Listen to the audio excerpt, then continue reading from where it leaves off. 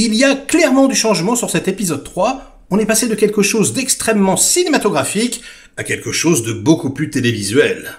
Damned.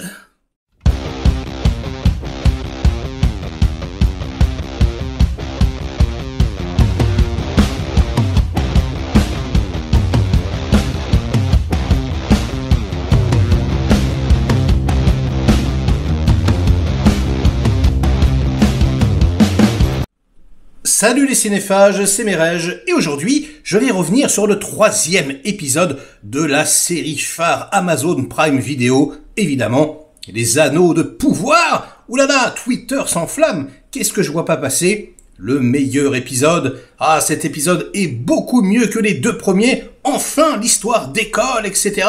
Vraiment, oui, ah là là, la qualité est au rendez-vous, ça explose les 2 premiers. Ah bon? Ah bon.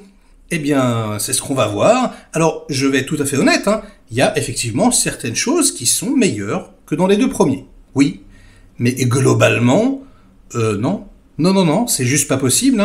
On est passé de Bayona à Wayne Yip.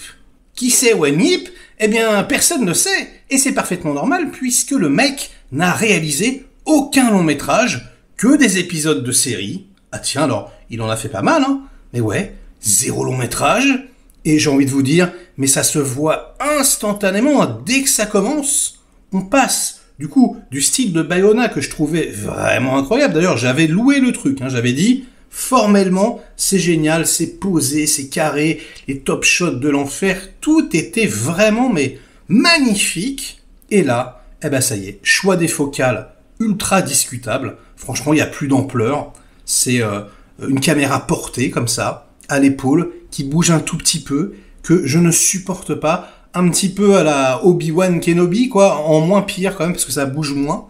Mais voilà, une caméra flottante, donc, qui pour moi n'a rien à foutre dans cet univers, en tout cas, pas tout le temps, quoi. Alors, d'ailleurs, je mens un peu, c'est pas tout le temps. Heureusement, il y a quand même la seconde équipe et l'équipe des effets spéciaux qui arrivent à vous faire, voilà, des panoramas sur les bateaux, etc., des mouvements de grue qui sont, eux, très très statiques et du coup très très beaux, donc comme dans les 2 premiers épisodes, sauf que là, le reste ne fit pas. Il y a une sorte de dichotomie entre la réalisation de ce qui se passe et puis, ouais, les extérieurs, voilà, les établissements de shots, etc., des trucs comme ça. Bon. Moi, franchement, j'étais vraiment déçu et je me suis dit, oh non, ils vont pas aller dans cette direction. Eh ben si, parce que le mec, il va réaliser l'épisode 3, 4, 5 et 6, s'il te plaît, le même mec. Donc on va se taper de la caméra à l'épaule comme ça pendant la moitié, c'est horrible. Pendant 3 heures, je sais pas, c'est non, 1, 2, 3, 4, 5 heures, je peux même pas le concevoir dans ma tête. Bref, on passe de quelque chose d'extrêmement élégant à quelque chose de tout à fait, je sais pas, consommable, oui, d'accord, mais franchement sans aucune vision. Enfin, j'ai trouvé, je suis désolé de le dire. En revanche, bon, et c'est là où les choses vont un petit peu mieux, le montage est beaucoup plus digeste. Non pas que ça soit mal monté dans les 2 premiers épisodes, mais comme je vous l'avais dit, on passait d'une intrigue à l'autre comme ça toutes les 3 minutes. Là, ils ont compris, je sais pas, ils avaient peut-être 2 versions des épisodes montés et ils ont entendu les critiques, parce que pas mal de monde a répété quand même, et du coup, là on reste sur Galadriel très longtemps, après on passe sur une autre intrigue un petit peu, voilà, on le fait 1 ou 2 fois, quoi, tranquille. Du coup, là on a beaucoup plus le temps, de ressentir les enjeux, etc. Donc franchement, là vraiment c'est mieux à ce niveau-là, mais seulement quels enjeux, j'ai envie de vous dire.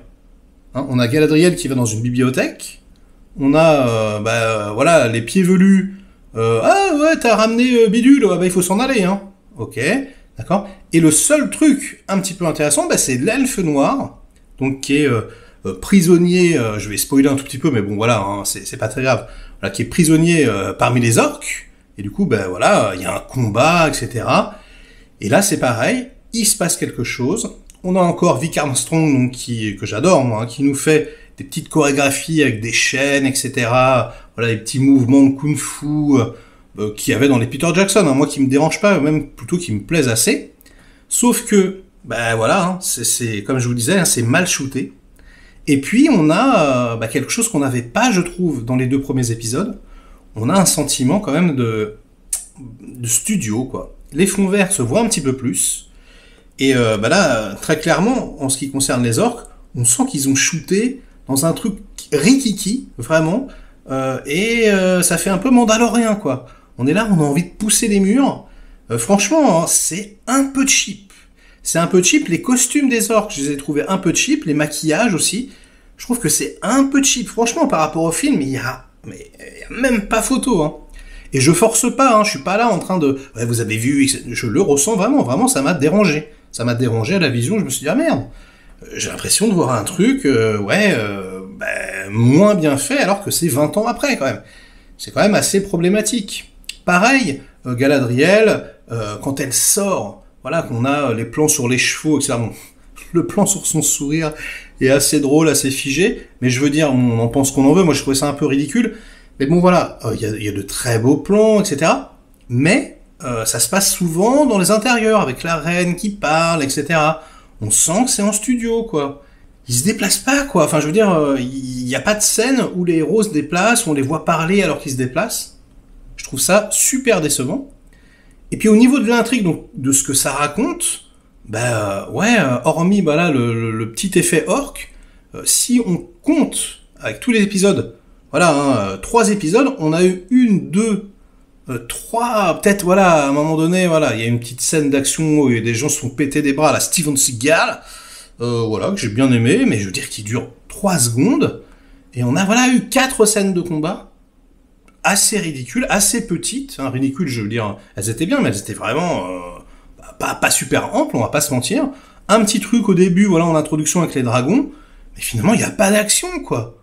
Bordel, on est dans le Seigneur des Anneaux, il y a rien, il y a pas d'action. Et là, au niveau du timing, on en serait, je sais pas, en plein milieu de la bataille dans les 2 tours, quoi. Nom de Dieu, la bataille qui ne s'arrête jamais. Mais moi, je veux voir ça. Donc j'espère vraiment qu'ils vont faire péter, c'est ultra décevant. Et puis ce que ça raconte, c'est pas folichon, quoi. On n'est pas là en train de se taper la tête. Ah oui, en fait, le signe n'est pas un signe et tout. Waouh. Mais faites avancer la putain d'histoire, quoi. Mais encore une fois, House of the Dragon, quoi. Je suis sûr que le 4e épisode, ça va partir ultra vite. En plus, après, ils vont changer d'âge et tout. Donc non, je suis désolé, c'est pas du tout mieux. C'est beaucoup moins bien shooté. Y a pas d'action. Il se passe que dalle. On va dire, beaucoup moins cinématographique, beaucoup plus télévisuel. Donc je suis désolé, hein. Likez la vidéo, je vais arrêter là si elle vous a intéressé. Délikez-la sinon, inondez-moi de commentaires comme d'habitude, hein, pour faire marcher le petit robot YouTube, et on en discute, quoi. Est-ce que vous êtes plutôt team Merege, comme moi vous avez trouvé que c'était un cran en dessous, bordel hein, quand même, ou est-ce que vous adorez, vous trouvez ça génial, etc. Ou peut-être vous êtes figmirisant entre les deux, je sais pas. On y va, quoi. Allez, à plus pour de nouvelles aventures.